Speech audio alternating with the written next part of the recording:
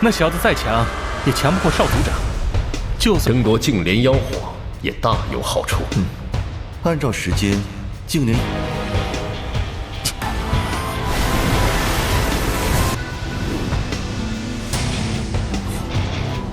Halo sobat, sama Kanang gimana kabarnya? Semoga kalian baik-baik saja ya. Seperti biasa, pada video kali ini kita akan membahas preview cerita Donghua BTTH episode ke-236.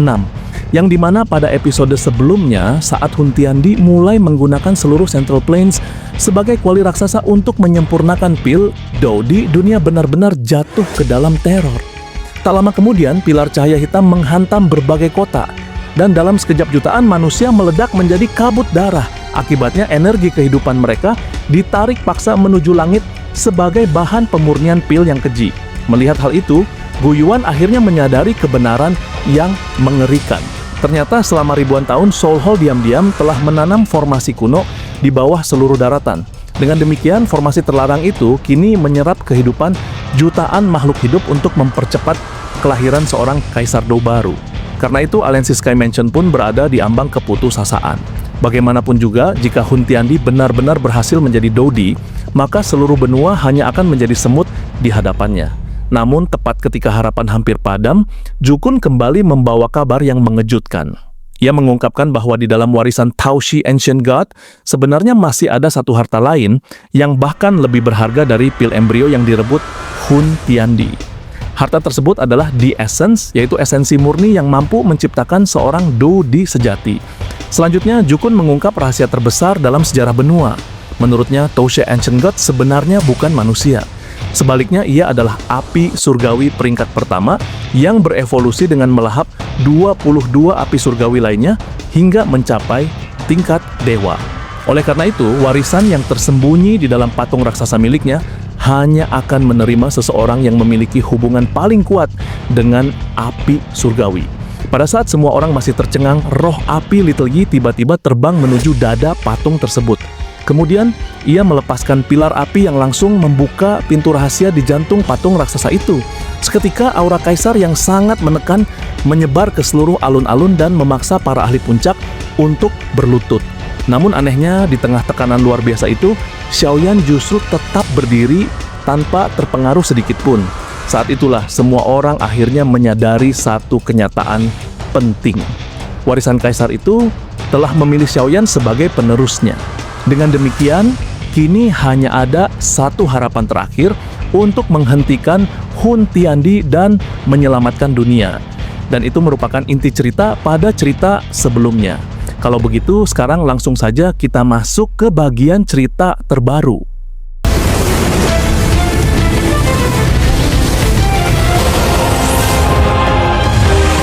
Xiaoyan berdiri mematung di dalam pilar cahaya yang menyelimutinya. Ia merasakan getaran hebat dari dalam tulang sumsumnya. Douqi di dalam tubuhnya yang telah ditempa oleh penggabungan puluhan api surgawi melalui mantra api mulai berdenyut dengan frekuensi yang identik dengan patung raksasa itu. Melihat hal itu, Xiaoyan menyadari bahwa ia tidak sedang diserap oleh kekuatan asing, melainkan sedang dikenali oleh sisa kehendak sang dewa kuno sebagai satu-satunya wadah yang layak. Gu Yuan yang berdiri hanya beberapa meter darinya menatap pemandangan itu dengan tatapan yang sangat kompleks. Ada rasa hampa di matanya karena ia telah mengejar tingkat Dodi selama ribuan tahun, namun ia segera menghela napas panjang dan berkata dengan nada pahit namun tulus, "Warisan dewa kuno telah membuat pilihannya sendiri. Xiaoyan, karakteristik Douqi milikmu adalah kunci yang selama ini kami cari tanpa sadar. Kau bukan lagi sekadar menantuku, kau adalah harapan terakhir dunia ini." Ia mengakui bahwa semua orang, termasuk dirinya dan Jukun, telah ditolak oleh cahaya seleksi sebelumnya. Mendengar hal itu, para pemimpin klan lainnya menangkupkan tangan mereka. Meski rasa iri menyelimuti atmosfer, mereka tahu bahwa Xiaoyan adalah satu-satunya kartu AS yang mereka miliki untuk melawan kiamat. Jukun mendesak Xiaoyan untuk tidak membuang waktu lagi, mengingatkan bahwa Hun Tiandi tidak akan menunggu siapapun. Xiaoyan menarik napas dalam-dalam, menatap wajah-wajah penuh harap di sekelilingnya, lalu berkata dengan suara berat, "Aku, Xiaoyan, bersumpah di depan kalian semua. Aku akan melakukan segala daya upaya untuk tidak membiarkan pengorbanan jutaan nyawa di luar sana menjadi sia-sia.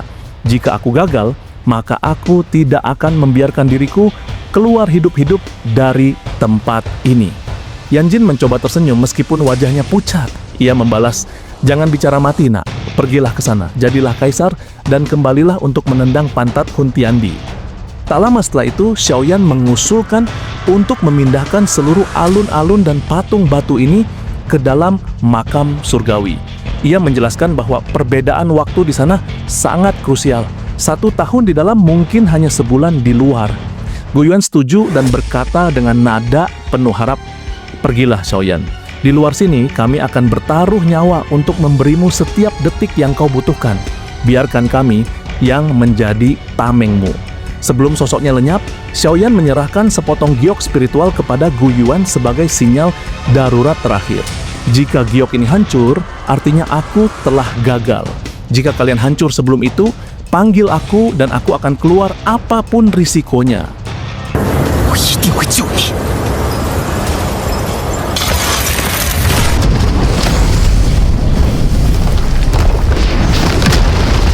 Di sisi lain, di pusat dataran tengah yang kini telah berubah menjadi neraka, Hun Tiandi duduk dengan angkuh di atas teratai darah yang mengambang. Jutaan energi kehidupan yang diekstraksi secara paksa mengalir ke dalam tubuhnya seperti air terjun merah yang tak kunjung berhenti. Tak lama setelah itu, Hun Tiandi membuka mata merahnya yang mengerikan karena merasakan riak ruang yang aneh di kejauhan. Ia sedikit mengernyit lalu bergumam dengan nada dingin, "Riak yang aneh, apakah Gu Yuan masih mencoba melakukan perlawanan sia-sia? Tidak peduli apa yang kalian lakukan, posisi kaisar adalah milikku." Nihility Devouring Flame muncul dari balik kabut hitam dengan wajah yang sangat dingin. Ia melaporkan bahwa 1 juta keturunan warga klan bawahannya telah habis dilemparkan ke kolam darah, namun energi tersebut tetap tidak cukup. Mendengar hal itu, Hun Tiandi menjawab dengan nada datar yang mengerikan. "Lemparkan sisa tawanan dari klan Ling, Shi, dan Yao. Jangan biarkan satu pun dari mereka tersisa. Jika jumlahnya masih kurang, gunakan warga dari klan Hun sendiri. Seorang kaisar tidak butuh rakyat yang lemah. Aku hanya butuh kekuatan." Nihility Devouring Flame terkejut dan memperingatkan bahwa tindakan itu akan memicu kemarahan besar dari para tetua klan Hun. "Kau sudah gila, Hun Tiandi. Kau ingin memusnahkan garis keturunanmu sendiri demi sebuah pil?" tanya Nihility dengan nada menantang. Namun Hun Tiandi tertawa sinis dan membalas dengan nada mengancam, "Kau harus paham, harga apapun akan kubayar untuk menjadi Doudi. Jika aku gagal, klan Hun akan musnah dan kau pun tidak akan punya tempat untuk bersembunyi. Urus siapapun yang berani keberatan atau aku sendiri yang akan memurnikanmu menjadi bahan bakar pil ini." Nihility Devouring Flame akhirnya terpaksa mengangguk dan menghilang, meski amarah membara di matanya. Setelah api hitam itu pergi, Hun Tiandi menatap arah kepergiannya dengan tatapan penuh rencana jahat. Ia bergumam pelan, "Setelah aku menjadi Doudi, ketergantungan klan Hun padamu harus berakhir. Nihility, kau terlalu berbahaya untuk dibiarkan bebas." Di sisi lain, di luar wilayah Hun, Nihility Devouring Flame menatap jutaan nyawa yang menjerit histeris saat jatuh ke kolam darah yang mendidih.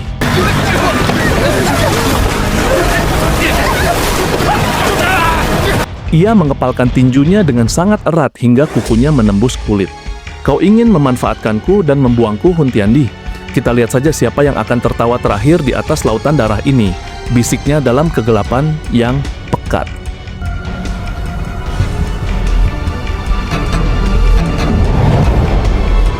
Di dalam kesunyian makam surgawi yang abadi, sebuah alun-alun raksasa melayang dengan megah, memikul beban patung batu setinggi 100.000 kaki yang puncaknya seolah-olah menembus batas langit kelabu. Tekanan yang memancar dari patung itu begitu murni hingga menyebabkan ribuan tubuh spiritual di dalam makam surgawi merasakan kengerian yang menusuk hingga ke dasar jiwa. Xiaoyan berdiri di sana, tampak sangat kecil di bawah bayangan raksasa tersebut. Ia menarik napas panjang, mencoba menekan gemuruh di dadanya sebelum akhirnya membungkuk penuh hormat ke arah patung batu dewa kuno. Melihat hal itu, Xiaoyan perlahan melesat ke udara hingga ia berhenti tepat di depan lubang di dada patung yang memancarkan riak cahaya samar. Permukaan lubang itu ditutupi oleh lapisan cahaya yang tampak rapuh seperti kilau air Namun, Xiaoyan tidak berani meremehkannya. Ia teringat bagaimana cahaya ini dengan mudah memaksa ahli setingkat Gu Yuan dan Zhu Kun untuk berlutut. Tak lama setelah itu, Little Yi muncul di bahunya dengan api teratai yang melilit tubuh kecilnya, memberikan perlindungan tambahan. Xiaoyan bergumam pelan bahwa keberhasilan atau kegagalan seluruh dunia akan ditentukan oleh langkah ini, lalu ia memantapkan hati dan melangkah masuk.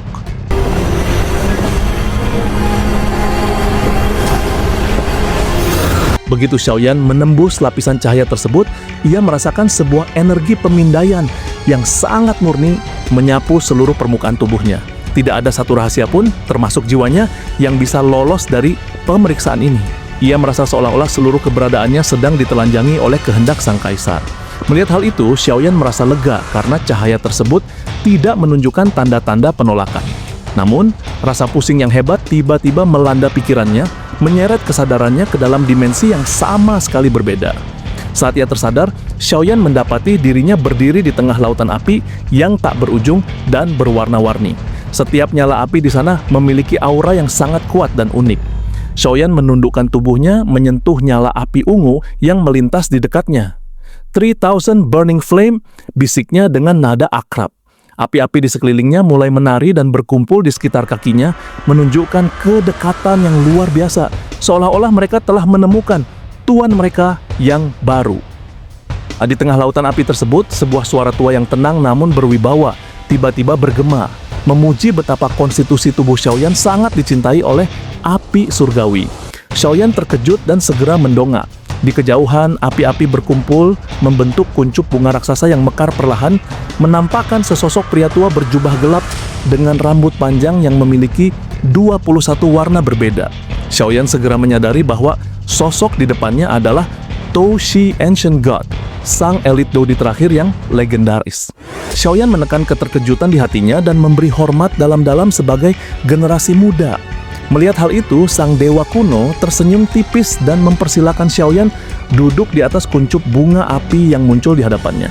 Percakapan mereka mulai memasuki ranah yang sangat serius ketika Xiaoyan bertanya mengapa tidak ada lagi Dodi yang muncul setelah era sang dewa kuno. Dou Shi Ancient God menjawab dengan nada yang sedikit getir bahwa benua Dou Qi saat ini telah kehabisan origin Qi, asal Qi.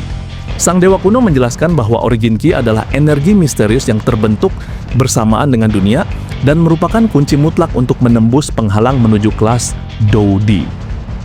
Mendengar hal itu, Xiaoyan merasa terpukul, menyadari bahwa energi tersebut tidak bisa beregenerasi. Setiap kali seorang Dodi lahir, sejumlah besar origin Qi akan habis. Karena para leluhur di zaman kuno telah menghabiskan seluruh cadangan tersebut tanpa pengisian ulang, generasi mendatang pun terjebak dalam kebuntuan. Di sisi lain, Xiaoyan melaporkan dengan nada mendesak bahwa saat ini Hun Tiandi tengah melakukan pembantaian massal di dataran tengah untuk menyempurnakan pil embrio di tir yang mengandung jejak origin Qi. Melihat hal itu, Dou Shi Ancient God mengakui bahwa jika Hun Tiandi berhasil menyelesaikan langkah terakhir, bukan tidak mungkin ia akan menjadi Dodi yang kejam. Sang dewa kuno menatap Xiaoyan dan berkata bahwa meskipun ia tidak terlalu peduli dengan bencana dunia, Xiaoyan adalah orang yang paling cocok untuk mewarisi kekuatannya karena kesamaan takdir mereka. Kejutan terbesar bagi Xiaoyan adalah ketika sang dewa kuno mengungkapkan bahwa ia pun bukan pencipta Flame Mantra.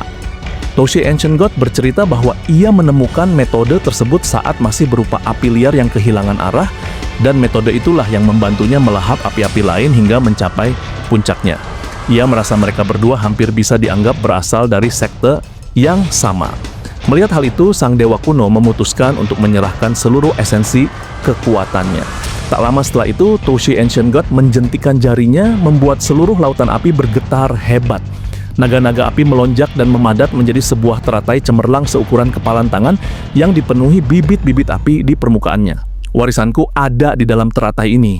Apakah kau bisa mencapai kelas Dodi atau tidak? Kini tergantung pada nasibmu sendiri, ucap sang dewa kuno dengan nada yang sangat serius. Xiaoyan menerima teratai tersebut dengan tangan gemetar, menyadari bahwa ia kini memegang kunci terakhir untuk menyelamatkan benua Dou Qi dari kehancuran total. Xiaoyan menatap teratai cemerlang itu dengan napas yang memburu dan telapak tangan yang berkeringat. Toushi Ancient God menatapnya dengan pandangan yang seolah bisa menembus waktu, lalu berkata dengan nada dingin, namun penuh harap bahwa warisan ini menuntut hati yang sekokoh batu. Selama ada satu utas pemikiran yang terjaga, maka diri tidak akan pernah benar-benar hancur. Melihat hal itu, Xiaoyan mengangguk mantap, memejamkan mata dan membuang segala ketakutan akan kematian.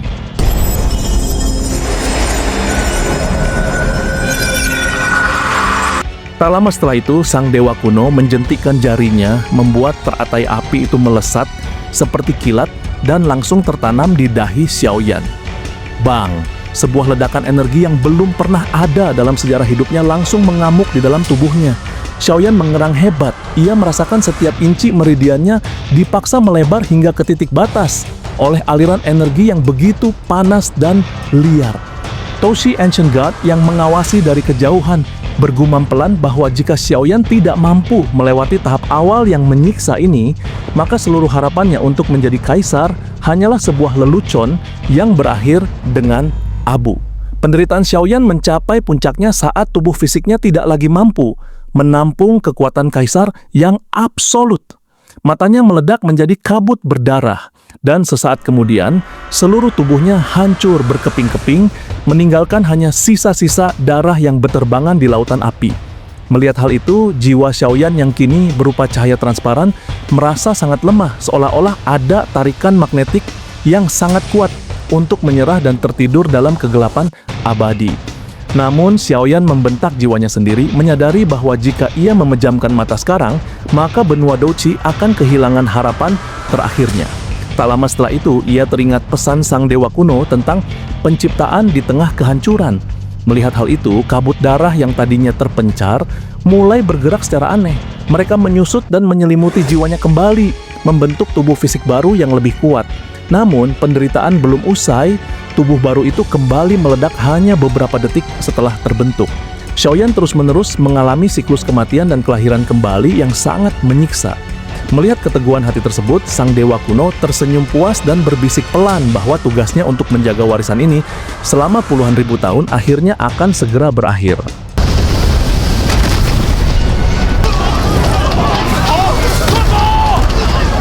Sementara Xiaoyan terjebak dalam siklus waktu di makam surgawi, 2 bulan telah berlalu di benua Douqi. Di sisi lain, dataran tengah kini telah berubah total menjadi pemandangan neraka. Formasi klan Hun menutupi seluruh langit dengan awan darah yang begitu pekat hingga sinar matahari tidak lagi mampu mencapainya. Aroma darah yang amis dan busuk kini memenuhi setiap hembusan angin yang menyapu daratan. Cahaya darah sesekali melesat turun dari langit seperti petir, membantai ribuan orang dalam sekejap hingga darah mengalir membentuk sungai-sungai baru di tanah yang retak. Melihat hal itu, kepanikan yang luar biasa melanda setiap sudut benua. Jutaan pengungsi dan faksi-faksi kecil berbondong-bondong menuju markas Sky Mansion Alliance, satu-satunya tempat yang masih dilindungi oleh penghalang energi besar hasil kerja sama Guyuan dan Jukun. Wilayah tersebut dipenuhi lautan manusia yang putus asa, menciptakan kekacauan massal di mana orang-orang saling bertarung demi sejengkal tanah yang dianggap aman. Namun, pasukan aliansi sudah mencapai batas kemampuan mereka untuk menjaga ketertiban, karena mereka sendiri sedang berjuang menahan tekanan aura Hun Tiandi yang semakin berat. Guyuan berdiri di puncak menara tertinggi, menatap awan darah yang kian bergolak dengan tatapan kosong. Ia berbisik lirih kepada Jukun bahwa mereka harus bertahan meski setiap detik penantian terasa seperti ribuan tahun siksaan. Jukun mendesah getir dan menjawab bahwa nasib seluruh kehidupan kini benar-benar hanya digantungkan pada satu anak muda yang sedang bertaruh nyawa di dimensi lain. Mendengar hal itu, para tetua aliansi hanya bisa menundukkan kepala dengan wajah pucat, menyadari betapa tipisnya benang harapan yang menopang dunia. Tak lama setelah itu, aura dari balik awan darah terasa semakin ganas dan haus darah, menandakan bahwa Hun Tiandi telah hampir mencapai tahap penyempurnaan terakhirnya.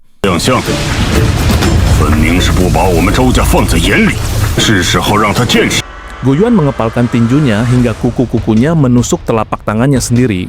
Lalu ia bergumam ke arah Cakrawala agar Xiaoyan segera kembali sebelum sang iblis kaisar melangkah keluar dari rahim darahnya. Semua orang kini hanya bisa menonton dengan ngeri saat malapetaka benar-benar menelan dunia, meninggalkan benua Dosi dalam kegelapan total yang mencekam, menantikan kehancuran total atau munculnya sang penyelamat. 我们有救了！我们得救了！